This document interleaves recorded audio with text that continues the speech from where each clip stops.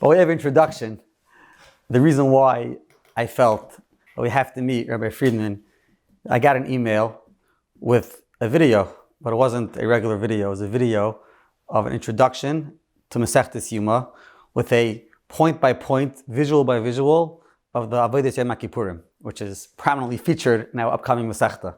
I started thinking to myself, the amount of content that we have from Daf Hachaim, whether it's Daf Yomi Shir itself, whether it's the Daf intros and the Daf reviews, which people use for Chazara, which every single Daf has visuals going through Shaklavataria of the Daf.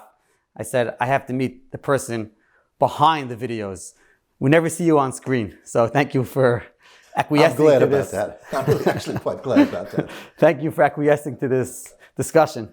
Yes. So let's just start by telling the audience a little bit about your background. Where do you come from? And then we'll get into how you got into this video producing business. I had a Rebbe whose name was Rabbi Freund Weinberger. This is going back, I think he was in the third or fourth grade. And he did something which today, it would be, of course, standard. But in those days, for a Rebbe to do what he did was extremely unusual, and it left a tremendous impression on us.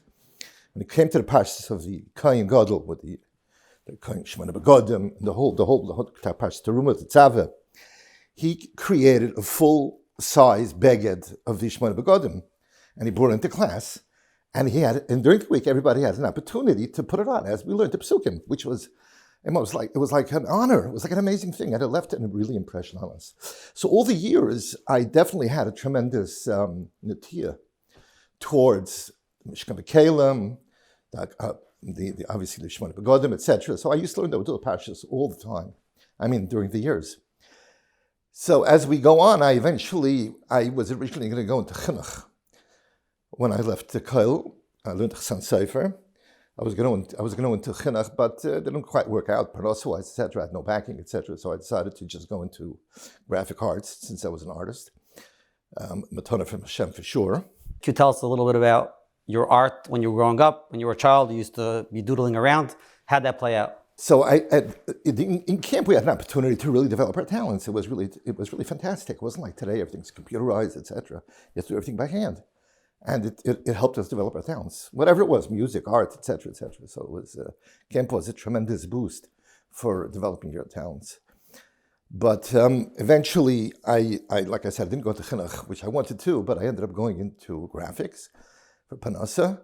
But over the years, the chinuch bug was always in me, all the years.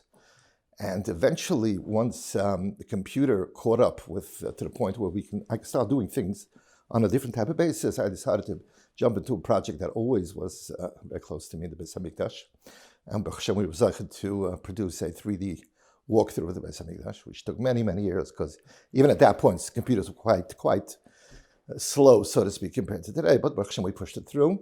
And based on the success of that, I saw how the visual really left a tremendous impact on people. Okay, so you mentioned that you were artistic growing up, and it was something that you always had in you, both the art and the teaching. You wanted to teach children, teach adults. So at some point, it seems like you merged the two together. So how'd that start? Yes, how it started is very interesting. I was learning with Chavrusi of mine. It was Nacht Seder at night. We used to learn at nights. And it was a very complicated piece of Gemara. And he did such a simple thing. He took out a pen, a little piece of paper, and then his pasuk is what he's relying on, then a kash and teretz. All of a sudden we had a chart of that Amud without even realizing it. And I looked at it and I said, this is really fantastic. It's just simple concept, just organizing the different, how they contrast with each other, how they're different, how they're the same. And once I saw that, I said, this is really, really terrific. And I started developing that idea more and more, and eventually Daf Hachaim came to be based on that. Yeah. So Daf Hachaim consists of three parts. You have the shir, which Rabbi Shlomi Schwartzberg gives, and then what we have on all Daf, available on Daf Hachaim's website, is the intro to every single Daf, a brief 2-minute, point-by-point. What's today's Daf going to talk about? And then you have the Daf Hachaim review, which people use for Chazara. I get messages from all over the world. I'm sure you do as well. People use that. It's a 5 to 7 minute Chazara, point-by-point with visuals. So that's where you started bringing in the visual and the graphic design into the Daf. And how long does it take you to prepare each one of those Dafim? Well, it's an interesting question because, first of all, not all Dafim are the same, obviously. but also being the fact that it's a daf yomi does not give any breaks. You have to produce every single day. And of course, Yom Tovim come around, so you got to produce ahead of time. So it was really around the clock type of operation. It really was around the clock. But I had, Baruch Hashem, had help. I had my son Pinchas, who was also a terrific Talmid Chacham and a tremendous graphic artist. He was my right-hand man throughout this whole thing, in the art, in the graphic arts. But I also had somebody by the name of Rabbi Reuven Kalish, who was our editor. He used to help us write the reviews, together with Sportsburg. Then had a couple other Yingalat over the years that helped out. So that was the basis of the Teuchen. And we have to mention Mr. Chesky Kaftail. So of course, behind all of this is Chesky Kaftail, because the truth of the matter is, originally when I started out the idea, I went around to different philanthropists, if I use that word, and a lot of them considered it, but schleps. I saw it to Chesky, who was a friend of mine. He was very excited about it because he himself was very much at the chinuch. He has a yeshiva that he runs, etc., many other moistas. So he was very excited about it, and eventually he came back to me and he says, we're doing it, and he's going to take care of all the sponsorship, and he was amazing. I have to say this, I have to tell the audience, I remember when we were launching All Daf, even before that, we were mapping out what's going to be on All Daf, so I knew about Daf Hachaim, and I approached you, and I was telling you what we're doing, and what we want to have, a place where you could get the top quality Daf Yomi Shurim and supplemental material to help someone learn the Daf. And I remember what you told me was, and I must have repeated this so many times, you said, why wouldn't Daf Hachaim want to have a stall or a booth in the Daf Yomi mall? And from there, Baruch Hashem, the feedback we get is amazing from all over the world, literally. People who use it, whether they're going on a trip and they want to have something to listen to the Daf quickly, whether they're chazering for a bechina. People tell all the time, I get that. So let's transition from after you finished the Daf Yomi, which you finished after the 13th cycle, and now we're in the 14th cycle.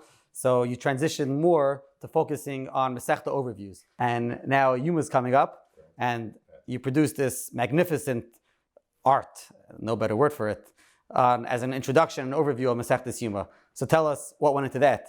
Yeah, I'll tell you the truth. The word art is a very interesting word that you're using, because art was never something that was associated with Torah learning.